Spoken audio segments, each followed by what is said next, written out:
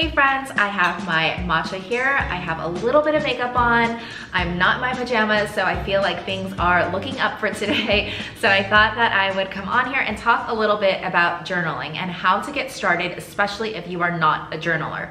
So to backtrack a little bit, I have always enjoyed writing and documenting my feelings, my story, my life really, in whatever capacity that is, which is why I ultimately really started my blog and my Instagram too, just because they were outlets for me to be able to cope with a lot of internal emotions and feelings and all those things. It wasn't until I actually was diagnosed with cancer back in 2018, which some of you know, that I really started to develop a stronger journaling practice and really made it a part of my morning ritual. And it truly helped me in my healing and my processing, and it continues to help me to this day in coping and processing a lot of things that have happened in my life. So I really believe that even though not everybody is a journaler, I think everybody can benefit from journaling. So I wanted to walk through just a few tips that I have on how to start journaling. So the first tip that I have is to clear the space.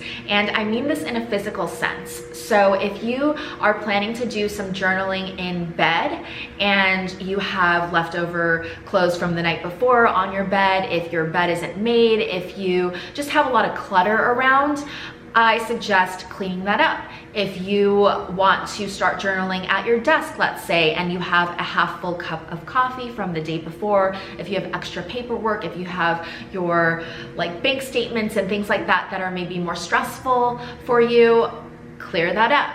So the tip is really to just clear the space, because as you are trying to look inward and as you're trying to find space within, you need to make sure that you have space around you as well. You want to make sure that it's a peaceful environment for you to self-reflect. For me, I love candles. I think it just changes the energy in a room. It creates warmth in a room.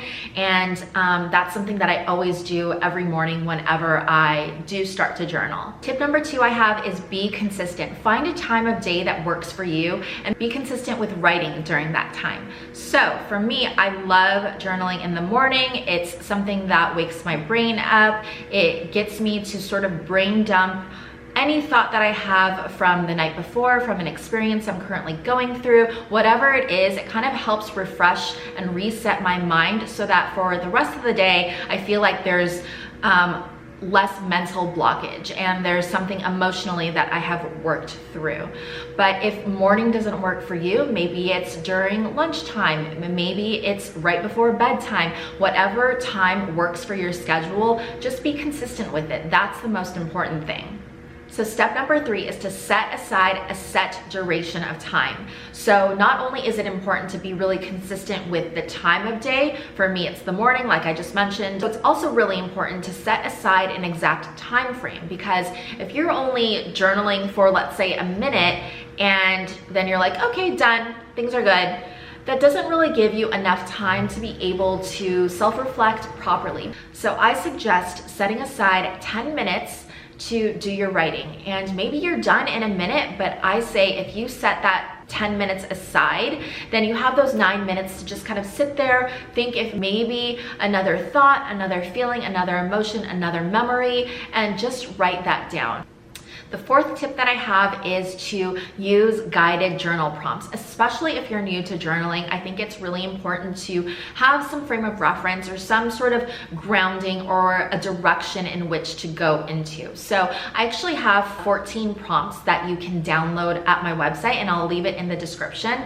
But basically, guided journaling prompts can help steer you into a direction to help manage whatever problem, experience, or situation that you may be going through. And so with the journal prompts that I created, those are very specific, I feel like, to something that could help you within this time right now. I think everyone is dealing with so much anxiety and stress around the world that I think it's just super important to be able to tap into whatever it is that we're dealing with on the inside. So these prompts are meant to kind of help heal and guide you through some anxiety, some stress, and to help support you in a way that you may need.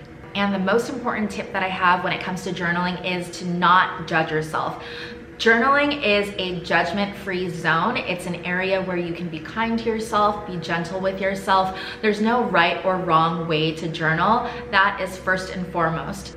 So if your journaling is in the form of doodling and drawing, let that be your form of journaling. It can be fragments of a thought, it can be one word here, it could be one word there, and seemingly they may not be connected. It's just a way for you to brain dump anything that's going on inside. So don't censor yourself, don't judge yourself, just write whatever comes freely. So hopefully those journaling tips helped you. They're super easy, super quick. You just have to be open and create the space for yourself to be able to reflect and to explore and to discover certain sides of yourself that may not have been tapped into had it not been for journaling. So let me know if you have any questions.